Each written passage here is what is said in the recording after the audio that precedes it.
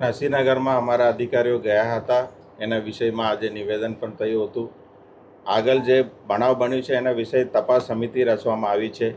એ તપાસ સમિતિમાંથી જે પણ હશે એના મુજબ આપણે કામગીરી કરવાનું છે.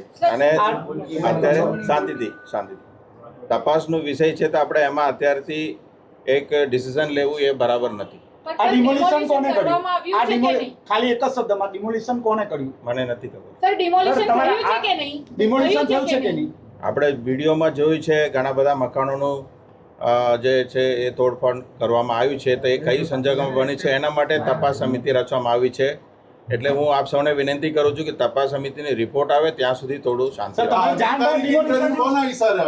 અધિકારી આશિષ નાયકે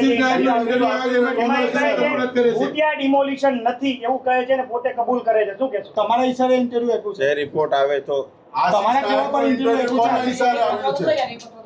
મારા રિપોર્ટ એક જ એમને બોલવા દે, તમે પછી આવો.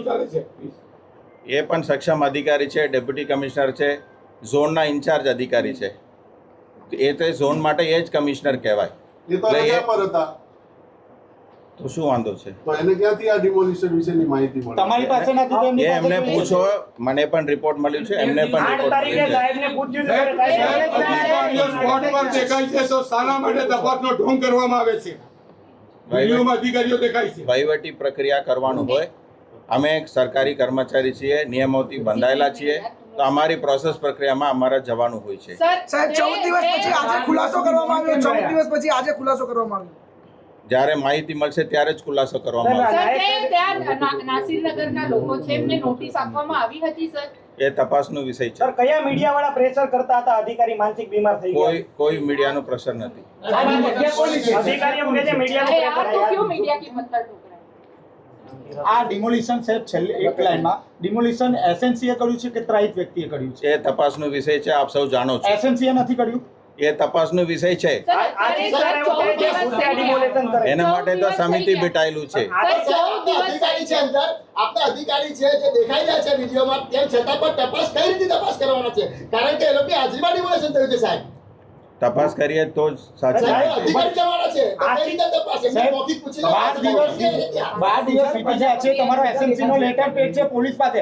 પોલીસ કહી રહી છે કે 30 માણસોનો સ્ટાફ માંડ્યો છે. કઈ રીતે? સાહેબ તમે અલા, જવાબ આપવા દે. સર કઈ રીતે? એસએનસી નો લેટર પેજ છે પોલીસ પાસે. એસએમસી એક સરકારી કચેરી છે, નિયમો અને કાર્યપદ્ધતિ ચાલે, અને અમારે કોઈ પણ આવું પ્રશ્ન હોય તો તપાસ સમિતિની આવીને તપાસ કરવાનું પદ્ધતિ છે.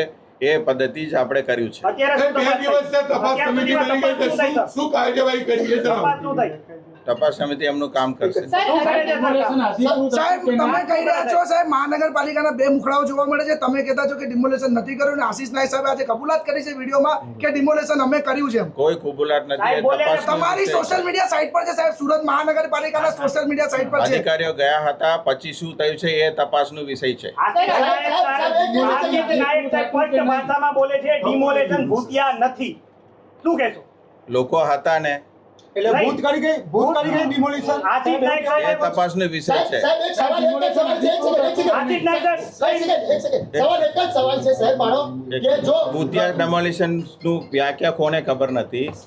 અમે તો તપાસનો વિષયમાં જે સાચું હકીકત આવશે, રેકોર્ડ મુજબ આવશે, મીડિયા સમક્ષ અમે રજૂ કરવાના છે. સર કેટલા દિવસમાં રિપોર્ટ આવશે? તમારા એ ઝડપથી કરાવશું. તમારા અધિકારી કઈ રીતે પહોંચ્યા ત્યાં? તપાસના દિવસો તો નક્કી હોય છે. તમારા અધિકારી કઈ રીતે પહોંચ્યા હતા? એ મારી પાસે વિગત. સાહેબ, મારી પાસે જે તમે કઈ જાણ જ નથી તો તમે ખાલી તપાસના નામે આટલું બધું સર ચાલી રહ્યું. બંને અધિકારી ત્યાં આપની જાણ બહાર જાય છે. એસએમસી શંકાના ઘેરામાં છે. અત્યાર સુધી શાંતિથી બંને મને એક મિનિટ સાંભળો, થોડું સમરી કહી દઉં છું. હા આ સુરત મહાનગરપાલિકામાં લગભગ 70 લાખ લોકો વસે છે. 9 ઝોન કામ કરે છે. એની અંદર ડેપ્યુટી કમિશનર છે, ગેરકાયદેસર બાંધકામ, આના ઘણા બધા જે રજૂઆત છે આપ સૌ પેપરમાં લખો છો, એમાં રોજે રોજ કામ થાય છે. આ બધું કમિશનરને પૂછી ના થાય, પદ્ધતિસર અને નિયમ મુજબ થાય. એની અંદર ક્યાંક ને ક્યાંક રજૂઆત આવે, એની તપાસ કરવાની જવાબદારી કમિશનર તરીકે મારું બને છે.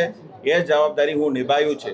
12 દિવસ સુધી કોઈ તપાસ જ નથી થઈ સર. જેમાં જેટલું સમય લગાવવાનું છે એ લગાવવાનું છે. આમાં કેટલો સમય સાહેબ? તમે અધિકારી તમારી સામે છે, પૂછવાનું બંને છે. અધિકારી સ્પોટ પર છે, તેમ છતાં આપની જાણ બહાર ડિમોલેશન કરી દીધું છે. કાયદાકીય પદ્ધતિમાં થાય તો એમાં બધું ટાઈમ લાગવાનો છે. સસ્પેન્શન શા માટે સાહેબ નથી? આશીષ નાયક સર છે મીડિયા પર બ્લેમ કરી રહ્યા છે પ્રેશરાઇઝ નો. કઈ રીતે પ્રેશર કરે છે? એમને કોઈ મીડિયા ઉપર બેન નથી સર એક કરી. સવાલ મારો છે, શહેરના મકાનો તૂટી જાય છે 100 થી વધુ. એક સેકન્ડ, એક જ સવાલ સાહેબ.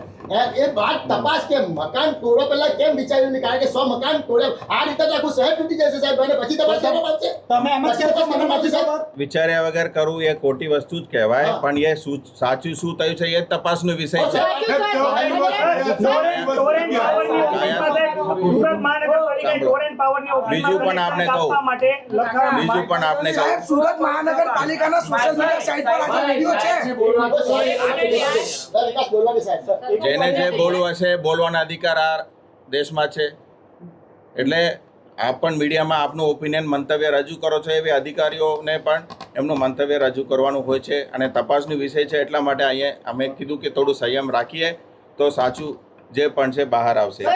બીજું સાહેબ આપના અધિકારીએ એક મંતવ્ય, એક મિનિટમાં પૂછું તો આપના અધિકારીએ મંતવ્ય રજૂ કર્યો કે ડિમોલેશન અમે કર્યું છે અને આપ ના પાડો છો કે ડિમોલેશન નથી એ કર્યું. તપાસનો વિષય છે. મારી પાસે વિગત આવે તો હું આપને માહિતી આપી દઈશ. આ પ્રકારના સમાચાર માટે જમીન અમારી